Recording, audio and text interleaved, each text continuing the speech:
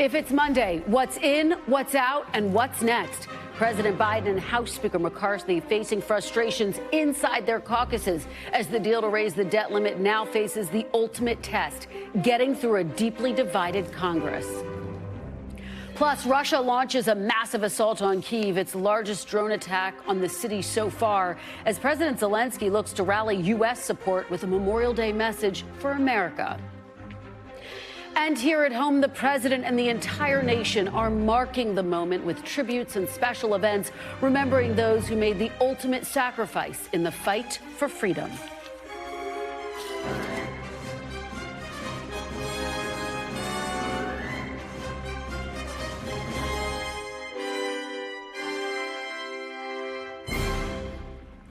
Welcome to Meet the Press Now. I'm Kristen Welker in Washington at the start of a truly critical week. The White House and Speaker McCarthy are turning from making a deal to raising the debt ceiling to selling that deal to anxious and angry members of their respective parties. After days of back and forth negotiations, the president and the speaker announced their agreement over the weekend. But Congress has to vote on the deal, and they need to do it before the deadline for a government default. That's 1 week from today. Already, President Biden is facing backlash from within his own party, with the leader of the Congressional Progressive Caucus warning the White House more than 100 lawmakers might not support the deal. The president spoke to reporters moments ago before leaving the White House. Are you confident it'll pass Congress? Look, you know I never say I'm confident what the Congress is going to do, but I feel very good about it. What's the message to House Democrats who have reservations about this compromise bill? Talk to me. How about this was a 100% deal for the Democrats? Do you think it'd help me get it passed? The deal comes after President Biden insisted for months he would not negotiate to raise the debt ceiling. The agreement raises the debt limit for 2 years. That's beyond the 2024 election, in exchange for, among other things, a cap on domestic spending and new work requirements for certain government programs. This morning on Today, Peter Alexander and I spoke to one of the White House's top negotiators, Budget Director Shalonda Young. She defended the deal, arguing it will save the nation from a potential economic catastrophe. I worked in Congress a long time. Members know that default would have been devastating to this country. And on balance, this deal strikes a responsible tone. Director Young, deal with the debt ceiling. Yep, deal with the debt ceiling and avoid devastating cuts to programs working families depend on. Speaker McCarthy, meanwhile, is facing dissent from conservatives and the potential risk that the deal might not even make it through a key Republican-led committee tomorrow. McCarthy touted the agreement as transformational while acknowledging it was a compromise. We know at any time when you sit and negotiate within two parties that you got to work with both sides of the aisle. So it's not 100% what everybody wants, but when you look, the country is going to be stronger. This is going to be transformational, where Congress is literally going to vote to spend less money this year than we spent last year. So bottom line here, this is not a done deal yet. And as hard as it was to reach an agreement, it might be just as hard, if not harder, getting it through Congress. Joining me now is our NBC team covering this deal from both ends of Pennsylvania Avenue. Ali Rafa is outside the White House, and Julie Sirkin is on Capitol Hill. So, Ali, I want to start with you. Let's break this down. How did the president and speaker reach this deal after weeks of marathon negotiations? Yeah, Kristen, well, remember, it only took some cancellations to legs of this presidential overseas trip, an extension of that default deadline by Treasury Secretary Yellen, and then days of nonstop negotiations to get to this point. And as you heard Speaker McCarthy say there, both sides are not getting everything they wanted out of this deal, but both sides agree that this is the best bipartisan compromise they could come to prevent this potentially disastrous default for the first time in the nation's history. So some of the points that were agreed to in here are results of what we knew were the sticking points throughout these negotiations. Take a look at some of the points here. They agreed to raise the debt ceiling until after the 2024 election, keep domestic spending mostly unchanged with the exception of defense spending and veterans programs. There's also some clawing back of funds from the IRS, some unspent COVID funds. There are temporary changes to increase work requirements for people on food stamps, which Democrats fiercely oppose. And a compromise was reached to streamline the permitting process for federal energy projects. Notably, not in this deal are any changes to the president's student debt relief program. There are no added work requirements to Medicaid. The president saying all along that was a priority for him. And White House officials are pointing to the fact that even though there were those changes to federal assistance to food assistance, there has been expanded eligibility in those federal aid programs for disabled Americans and veterans. And so this is where the messaging aspect of this becomes the most challenging part, because you have the White House trying to sell this deal to all members of their party, but you have progressives criticizing key portions of this deal, specifically those added work requirements. So at this point, the White House is trying to shore up as much support as it can among the moderates in their party to be able to not have to rely on support from progressives to get this across the finish line. And so we're seeing this outreach continue today and tomorrow. The White House having these virtual meetings, one-on-one calls, trying to lock in as much support as they can before this gets to a House vote as early as Wednesday. What could potentially turn the tables here is that even though we know that there is a broad coalition of support already expected to back the president and support this in the House by Democrats, the tables sort of turn when you get to the Senate, because remember, with the very slim majority by Democrats in the Senate, even if all Democratic senators are present, that puts them at 51. This obviously needs 60 votes to pass. So that really leaves them relying on Republicans to be able to bring this across the finish line. And we've seen Republican senators already say that they're going to try and gum up this process. So this truly has to be a bipartisan effort to get this done. It does. And you are right, Allie, that the process of selling the deal is going to be a dicey one. It's going to be a complicated one for both sides of Pennsylvania Avenue. That takes me to Julie. Julie, you're working your sources there on Capitol Hill. What has the reaction been there? Who is happiest with this deal and who's most disappointed, if you can break it down in that way even? Well, it's so interesting, and I just want to stay with something Allie said, because right now we're talking about the middle of both parties. When was the last time we looked to those folks, the center, to seal any deal that Speaker McCarthy, or on the flip side, Leader Schumer has in the Senate? I don't remember a single time this Congress that has been the case. They've always been looking to the far right and the far left to support them or oppose them in any deal. And here, they are really turning to their moderate members who seem to be okay with this plan. We haven't heard much pushback, except for when it comes to some of the permitting reform aspects, like that Mountain Valley pipeline that was included on behalf of Senator Manchin. We heard some pushback there from some moderate Democrats. But all in all, we're looking at the far right and the far left who are going to oppose this bill. And tomorrow, there is a Rules Committee meeting. It's very exciting, I know, but they are a very powerful panel. They basically are who leadership puts on that panel, the allies of leadership. But in this case, Speaker McCarthy had to make a concession, putting 3 members that don't exactly support him, 2 of which didn't want to vote for him to have the gavel in the first place. They're going to be on that powerful panel that basically decides if and when any bill comes to the floor. Chip Roy, a House Freedom Caucus member, and Ralph Norman, another one, sit on that panel.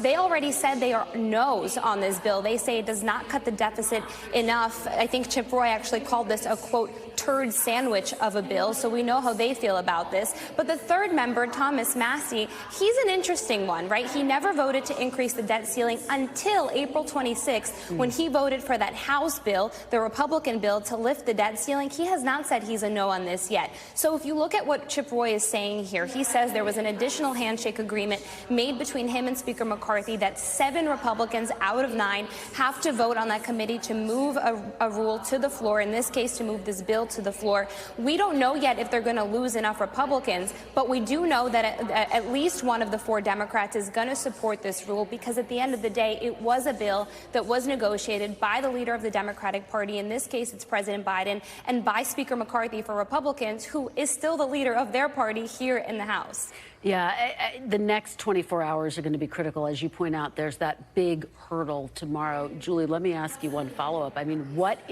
you heard Allie kind of lay out the strategy at the White House. They're holding those calls. What is Speaker McCarthy's message? And frankly, what's his strategy to make sure that tomorrow doesn't gum up the entire process?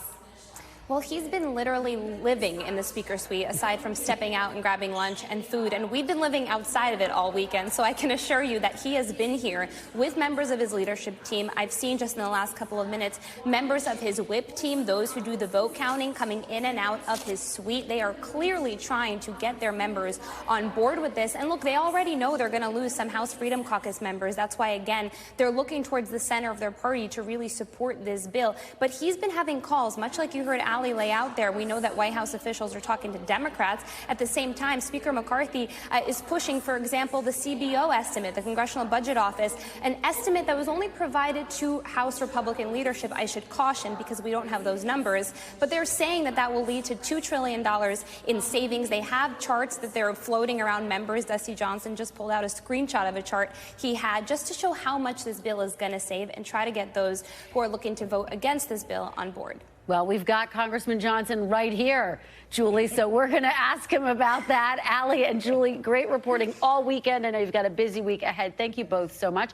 And joining me now is Republican Congressman Dusty Johnson of South Dakota. He's also a member of the Bipartisan Problem Solvers Caucus. Congressman Johnson, thank you so much for being here. Thanks for having me. Interesting times. I know, and you had a spirited reaction to all of our great reporting that you just heard. Let me just ask you, though, off the bat. I mean, Julie obviously said you have been defending this deal. So just to put a fine point on it, are you a yes on voting on this deal? I am a yes on this deal. I think it's a no-brainer. And when I'm talking to other members, Kristen, who are still working through the bill, I tell them four things. This is an historic agreement in four ways. Number one, this is the biggest spending reduction in the history of our country. Number two, it's the largest clawback or rescission of funds in the history of our country. In fact, it's bigger than all of the other rescissions combined. You're talking about the COVID funds. I'm talking about $29 billion in COVID funds. Number three, it is the single largest change to environmental permitting, siting of energy projects since the passage of NEPA in 1970. And number four, it's the biggest change to welfare reform in our country since 1996.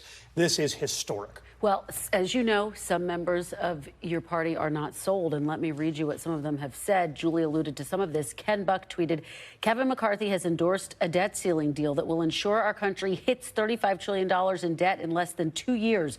Joe Biden and Democrats would now get a free pass on defending their reckless spending before the next election. This deal must be rejected. Ralph Northam tweeted, Norman tweeted, this deal is insanity. A $4 trillion debt ceiling increase with virtually no cuts is not what we agreed to. Not going to vote to bankrupt our country. The American people deserve better. What is your message to those members of your own party who say the cuts do not go far enough?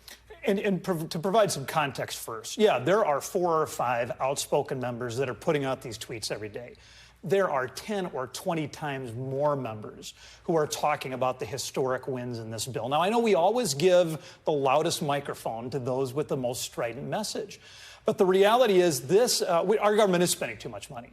We need to turn this ship of state around, but it's an aircraft carrier. Yeah. And you do not turn an aircraft carrier on a dime. And so what I say to my friends on the far right, the Democrats have grown government over the last 60 years because they understand the power of incrementalism.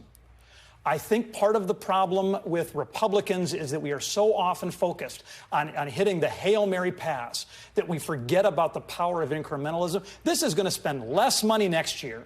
That is not sufficient. That does not solve all the problems of this country, but it's a big win. Let's put it in our pocket and get another win tomorrow. I want to ask you about some of what we just heard, which is obviously there are 3 Republicans on the Rules Committee that have been sharply critical of this deal. How concerned are you that this gets held up and gummed up in the works, if not tomorrow, along the way to a vote on Wednesday? Ralph and Chip have been sharply critical. I would tell you, Thomas Massey's been far more reasoned. Thomas is a guy who believes in the math. He understands the numbers. He's going to want to read this bill. I don't know how Thomas is going to come down. Does it get through the Rules Committee, though? How confident are you? It will get through the Rules Committee. It's going to get through the Rules Committee. It's going to get through the House. It's going to get through the Senate. It's going to be signed into law by the president. This is going to happen. Now, it's going to be... By June 5th? By the June 5th deadline? Well, the Senate is pretty hard to bank on. I'm not an expert on the Senate. I don't know how those guys do business. It seems like they're always confused about what's going on over there.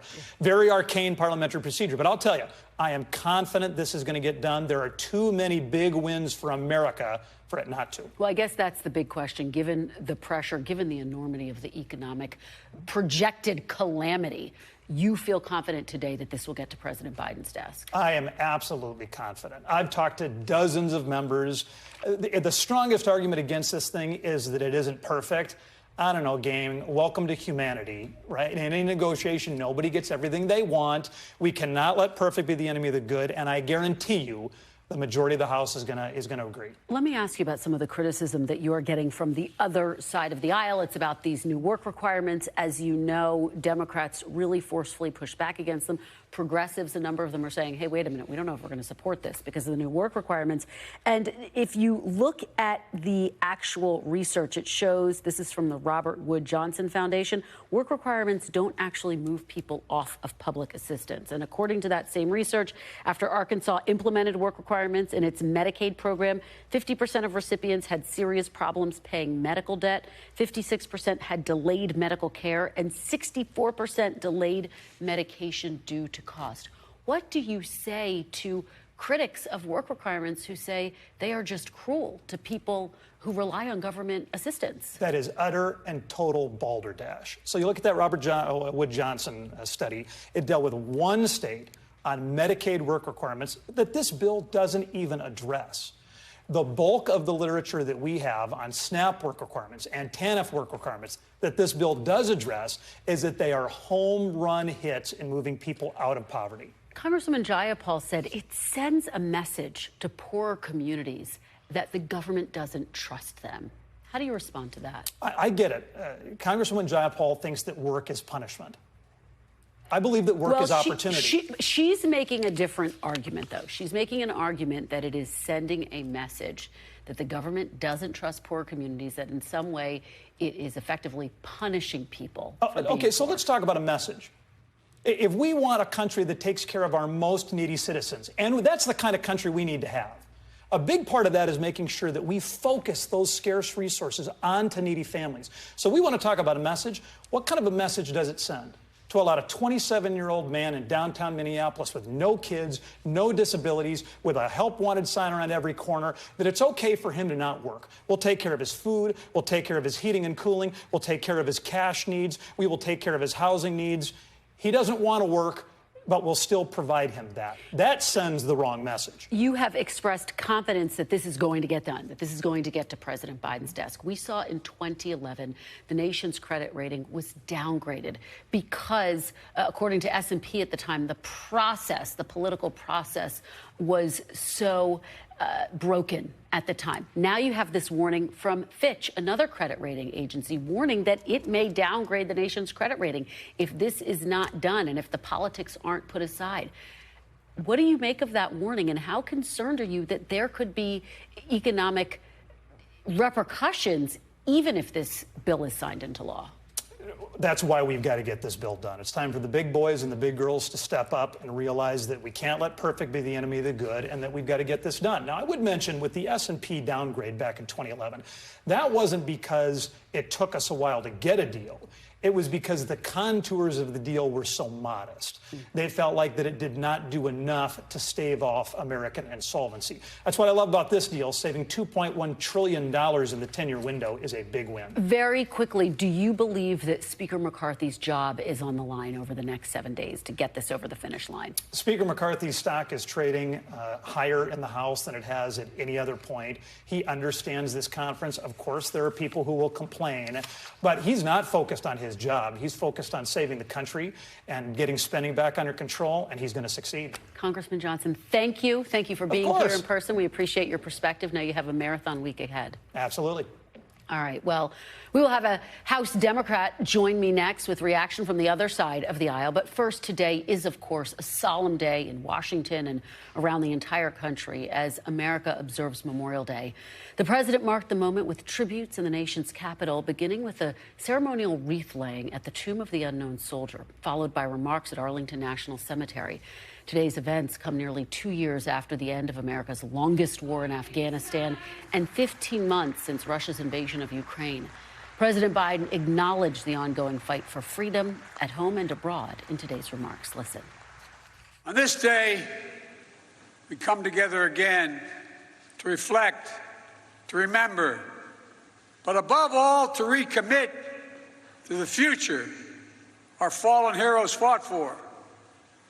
That generation of service members who died for a future grounded in freedom, democracy, equality, tolerance, opportunity, and yes, justice. We use those words all the time. We've seen of late here and around the world that they have to continually be fought for. Not just for some, but for all. This is more important than just our system of government. It's the very soul of America.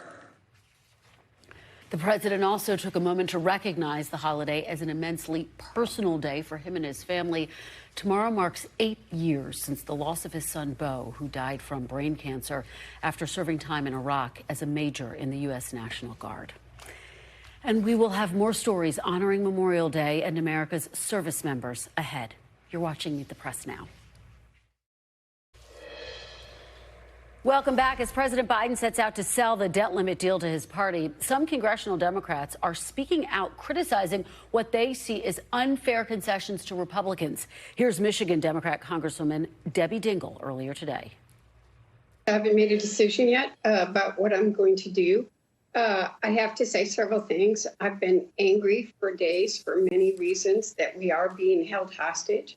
We cannot default on our loan. Our debts, and I know that. Yet at the same time, we cannot be rubber stamps. Joining me now is Washington Congressman Adam Smith, the top Democrat on the House Armed Services Committee. Thank you so much, Congressman, for being here. Really appreciate it. Thank you. Appreciate the chance. So you just heard the criticism from your colleague, Debbie Dingell. What say you? Will you support this deal? I'm leaning towards doing it. And I think the weird thing is, I mean, the budget negotiation, this is basically a budget deal. Now, the Republicans tried to take a hostage in terms of threatening the U.S. economy by threatening not to raise the debt ceiling. But this is an agreement that we probably would have come to anyways, because the budget runs out on October 1st. Every year in Congress, we negotiate the budget, you know, sometime between the April and October timeframe. And if we don't get an agreement, we've had government shutdowns in the past, we've had continuing resolutions, we've had extended periods of time where we couldn't get the budget done. And President Biden was clear, of course we negotiate the budget. The twist this time is the Republicans took the unbelievably irresponsible step of risking the full faith and credit of the U.S. while doing it. But this is basically a budget deal that we negotiated that has the added benefit now of, you know, of saving that hostage that the Republicans took and protecting our economy. And I think President Biden did about the best he could do in a very difficult situation. Oh, Congressman, I'm curious because you say you're leaning toward it. What is preventing you from getting to yes? What do you need to have happen to get to yes? Yeah, well, I've been through this a lot, and the bill comes out and you hear what's in it, and then as the days go by, you hear a bit more information. Mostly, unless there's some big surprise that I haven't seen yet, I will vote yes, but I like to give myself time to see how a variety of different provisions in here are interpreted. It's a 99-page bill, which is not as long as some in the past, but I want to make sure there's nothing in there that I haven't thought through yet. Okay, makes sense. Your other colleague, Congresswoman Jayapal, had this to say yesterday about the work requirements. Obviously, a lot of Democrats opposed to adding work requirements to SNAP, which is essentially food assistance, before seeing the legislative text. Take a look at what she had to say. We've seen reams of data that show that when you put these work requirements in, they're really just administrative red tape that prevent the people who need help from getting help. It is bad policy. I told the president that directly when he called me last week on Wednesday, that this is saying to poor people and people who are in need that we don't trust them. What do you make of that? Do you agree with Congresswoman Jayapal?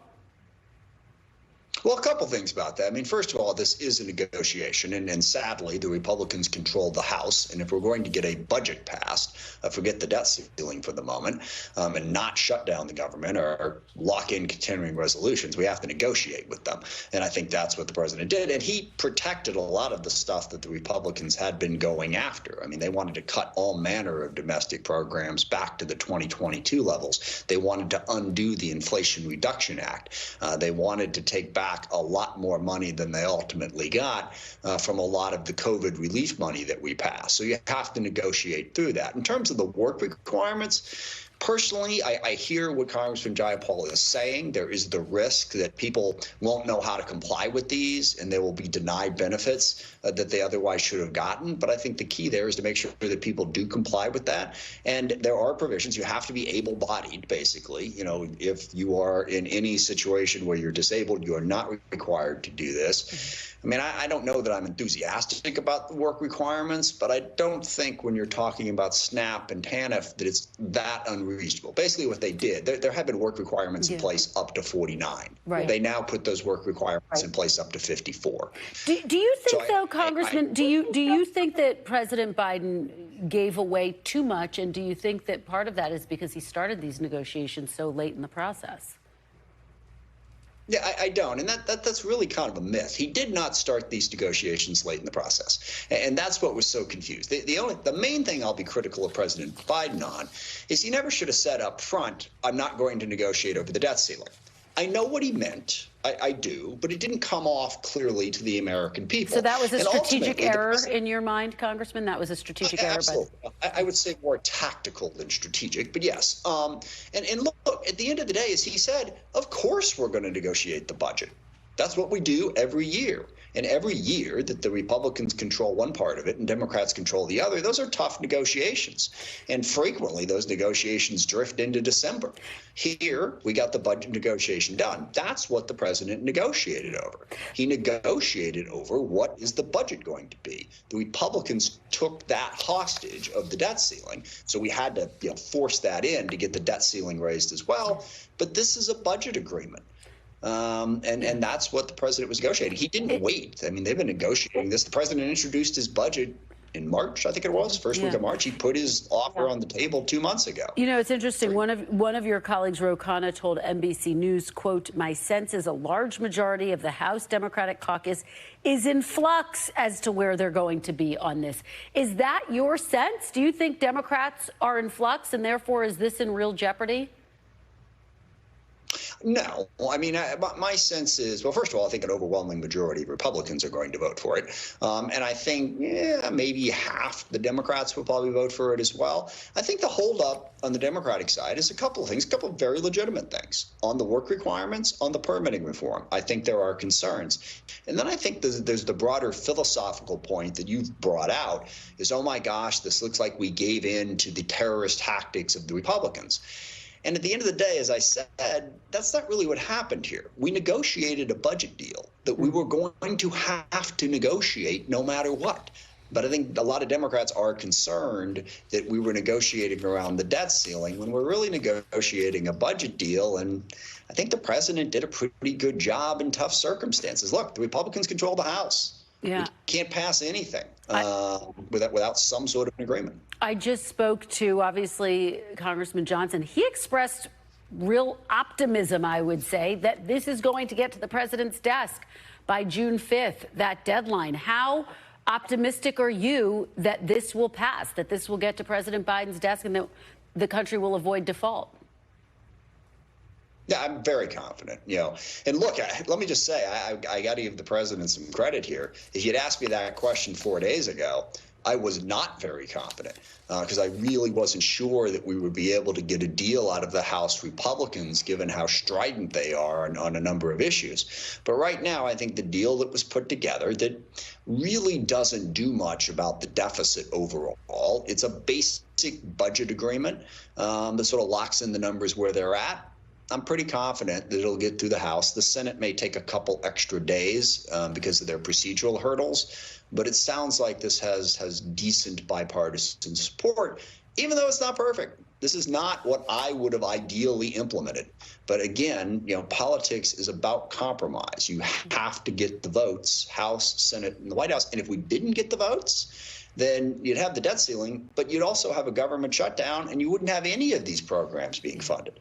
Ultimately, we had to get a budget deal. All right. Congressman Adam Smith, thank you so much for joining us on this Memorial Day. We really appreciate it. It is good to see you. Thank you. Appreciate it.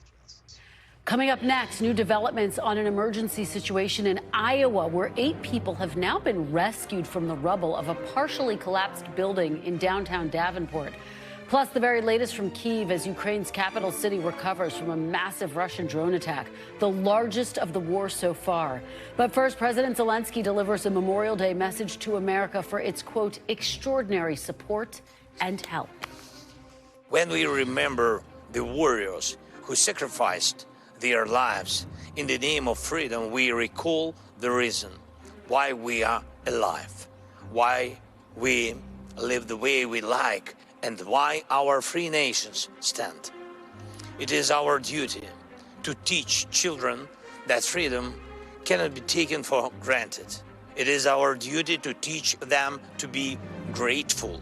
It is our duty to acknowledge each and every who dedicated their lives to defend the freedom, the noble and free banner of their country and people. Welcome back. Powerful explosions echoed through the city of Kyiv over the weekend, sending residents racing to take cover in bomb shelters. Screams could be heard on one street as children wearing backpacks ran for cover.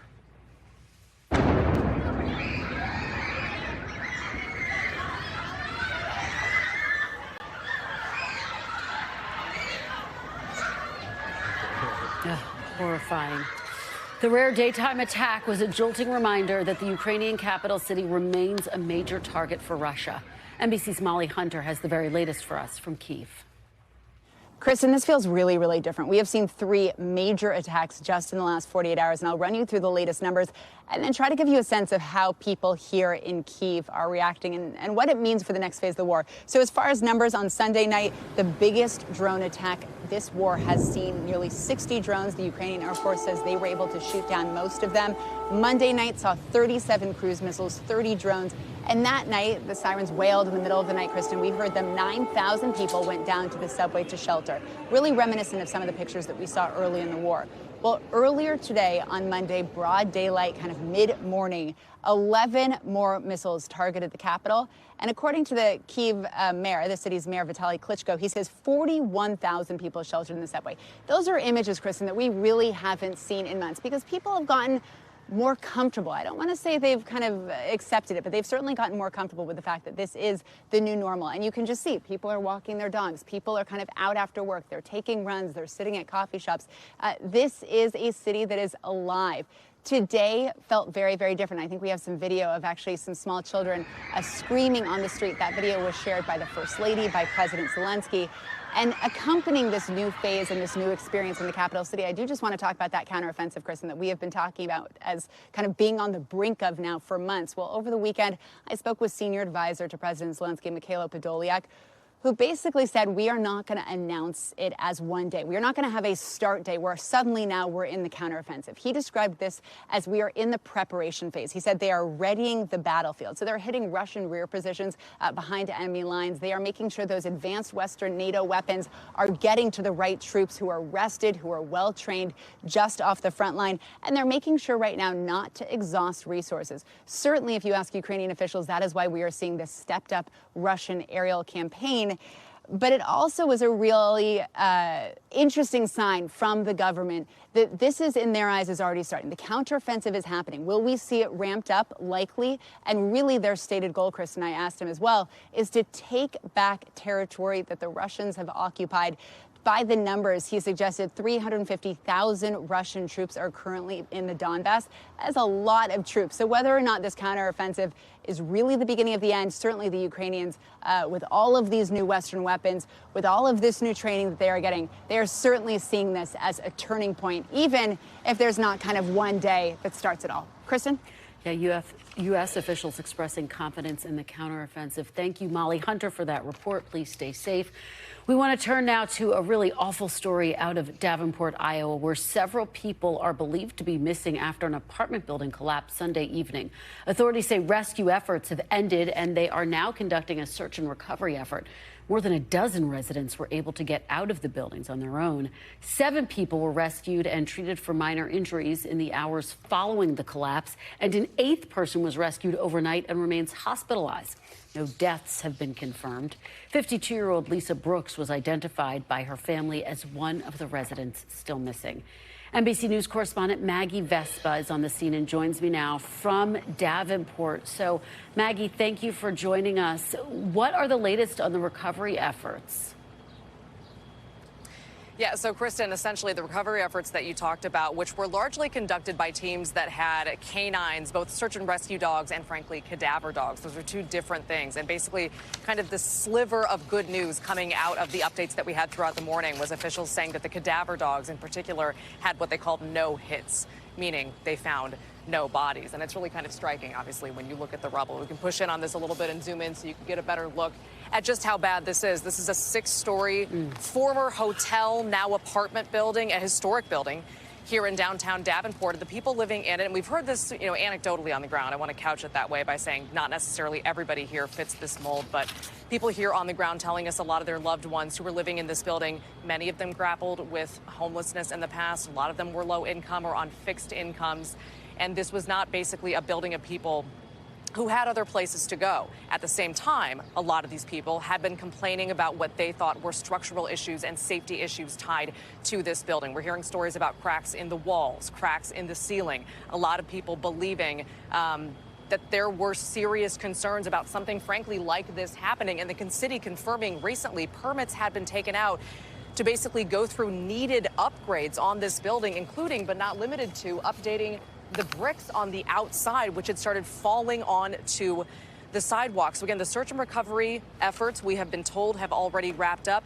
Now the city, given that in mind, is looking to demolish this building as soon as tomorrow. That's part of their cleanup effort underway. But as you said, we have a lot of people who loved ones say they still haven't been able to get in contact with. So right now, Kristen, the big question is, and we're waiting on clarity from the city at this point, how can they demolish this building if you have people on the ground who say they can't find their loved ones? That is a conflict playing out in Davenport in real time. As soon as we get the answer, we will, of course, bring it to all of our viewers. Yeah, Kristen? And we will look for that update on such a tragic story. All right, Maggie Vespa, thank you for that reporting from Davenport. We appreciate it. After the break, an historic impeachment fight in Texas as Republicans move to permanently oust their attorney general over accusations of bribery and abuse of public trust. But they face backlash from party leaders, including former President Trump. The latest fallout next. You're watching Meet the Press now.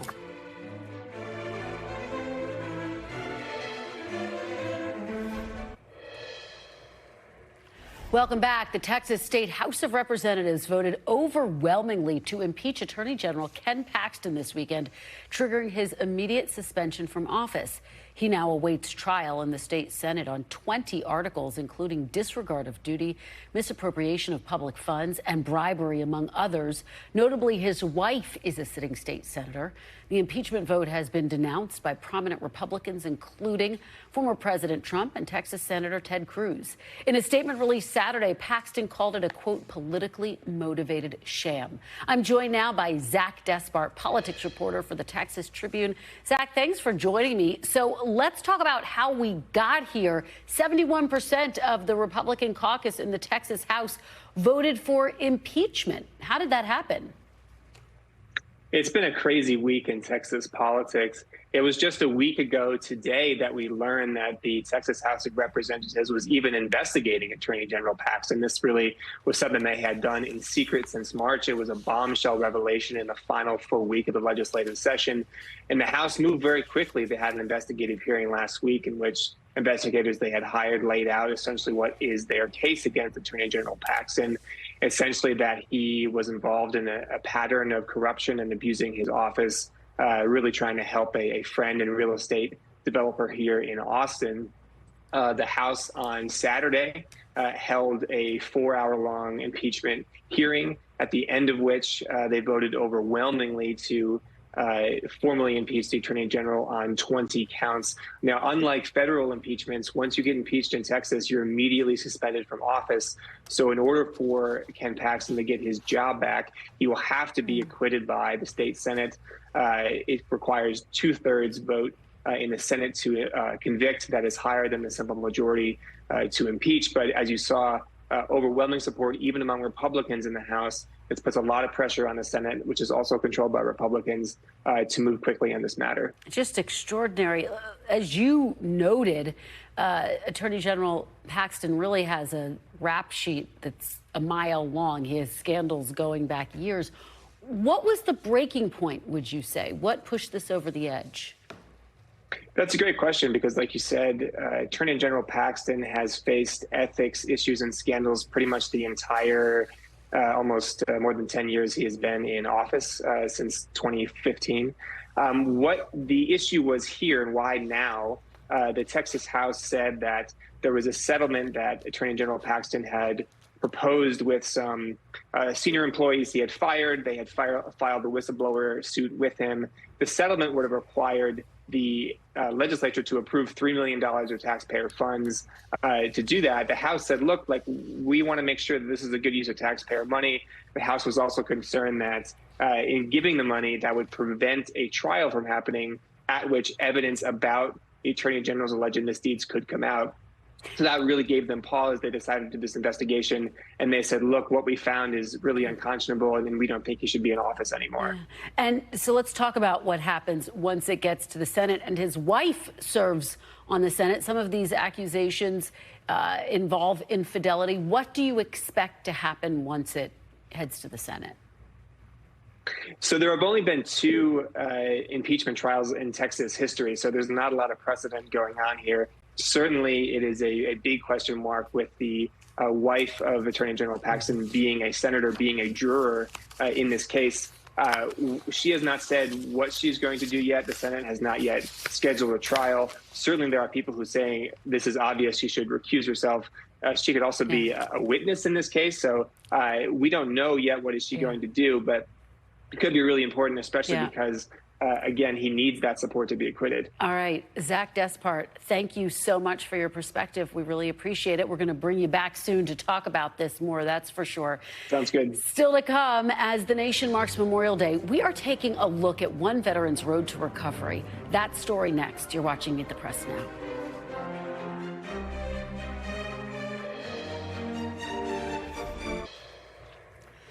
Welcome back. Memorial Day is the one day a year when we as a nation remember and honor those who gave their lives while serving our country. But for their families and the veterans who served and sacrificed alongside their fellow soldiers, those memories aren't limited to a single day. One veteran decided to dedicate an entire year to remembering those who sacrificed their lives, traveling the country to interview Gold Star families and facing his own pain in the process. NBC's Lucy Bustamante has his story. You know, sometimes I wonder, if I'm making a difference. Navy veteran Keith Sherman embarked on a journey across the country looking for healing. His road started in a much darker place, at a table full of pills trying to manage the pain of losing his fellow comrades. 13 friends committed suicide, one really close to me. There had to be another way for me to go forward. Keith decided instead of holding it in, he would venture out to document the stories of Gold Star families in every single state. What made them want to give, everything to this country? So he posted his idea in a Gold Star family group on Facebook.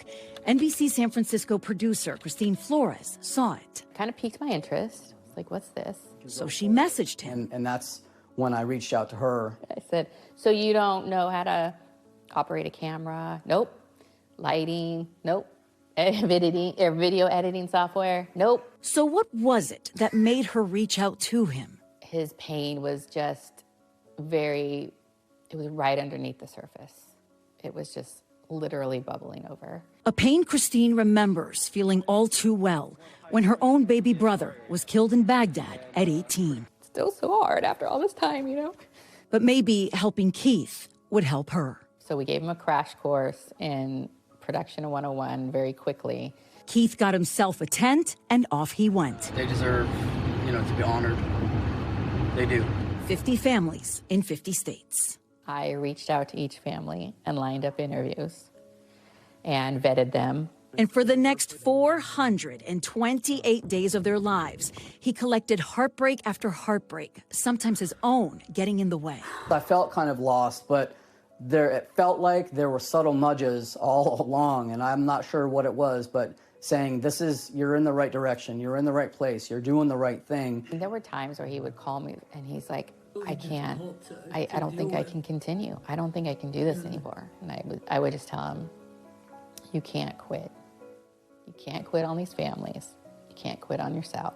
So on he went, from the mountains across the plains to the cemeteries through the heartland, to the personal memorials built within Gold Star family homes. My son put his uniform out for us and made sure it was displayed right. It was able to help me to heal through the families. What did it mean to you as a Gold Star mom to have him call your family and say, I want to interview you about your son?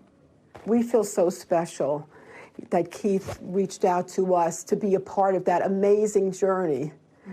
And what he did for 50 states and honoring 50 heroes, and that Ronnie was picked as one of them. Eileen Daly's son, Army Ranger Sergeant Ron Kubik, was killed in Afghanistan at only 21. One thing I found out early on about grief is that grief is an energy.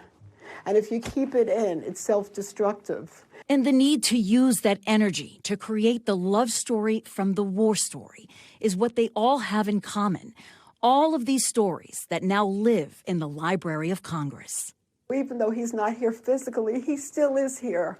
His story will live on for future generations. And while Keith was the only one putting miles on his car, they were all on the same journey to heal. The person he is now is not the same as what it was when I first met him. I feel like I've gained a sister in my life that I'm always going to be connected to and always have. And that, for me, is very, very special. Such an incredible partnership. What this day is all about. NBC News anchor from WCAU, Lucy Bustamante, joins me now with more on this just incredible story. Lucy, Keith's strength and perseverance is just so inspiring. And at the end there, you note that the Library of Congress is now housing these critical stories that tell the tale of our nation. How did the Library of Congress get involved and why? Well, Kristen, the community of Gold Star families is very insulated, and they all share information on these groups. And basically, a lady who works there found out about them, reached out and said, would you please donate the stories to the Library of Congress? So if you go on libraryofcongress.gov, LOC.gov, and you put in Keith Sherman or Gold Star Dirt, which is the name of the project, all of those interviews will pop up and you can watch them and read them. They're each about an hour and a half long, but truly a labor of love and healing, Kristen. Yeah, and healing for Keith as well. You really get that sense. Lucy, you have been bringing us so many reports about veterans, such important reporting that you're doing, including about the disparities in VA benefits for veterans of color. The VA now saying they're putting together a team to respond to iniquities. What's the very latest there? What can you tell us? Well, Kristen, not much has happened, even though they had this sense of urgency. We'll show you a piece of video from back in March when Secretary McDonough actually told us during a press conference, maybe a few days after we did this collaborative investigation with us and 4 other NBC sister stations around the country, looking at this disparity. And so far, no equity team, even though he told us at that press conference that they would stand one up. Kristen, I'm going to show you. This is every motion filed in court since we sat with you in D.C. at your studio there in a separate lawsuit where it was the Yale Veterans Legal Services Clinic suing the VA for this exact issue, saying that you have to do something to pay back the veterans of color that are owed money because of the discrimination cases that we have been able to prove. So once again, they're saying they're not doing enough. They haven't stood up the equity team, and this is something that is necessary. So whether they do it on their own or they do it through lawsuit, we'll see what happens. But here's the VA's response, Kristen. They were saying that the not standing up the equity team yet has nothing to do with the litigation and the case in court. This is coming from Terrence Hayes, the spokesperson, saying that this is something that is still a goal of Secretary McDonough's, and also saying that they are committed to providing equity and making sure that the disparity issue is rectified in this. So, you know, a lot to talk about, Kristen. We will definitely keep you posted. There's supposed to be another press conference next month, as they do monthly, but for now, no equity team. Well, we will bring you back as soon as you have an update. Lucy Bustamante, you have been doing such important reporting. Thank you once again for bringing that to us, especially on this day when we honor our nation's veterans who've made the ultimate sacrifice. And thank you from your hometown, Kristen. Appreciate it. And that does it for us on this Memorial Day. I'm back tomorrow with more Meet the Press Now. The news continues with Hallie Jackson right now. Thanks for watching our YouTube channel. Follow today's top stories and breaking news by downloading the NBC News app.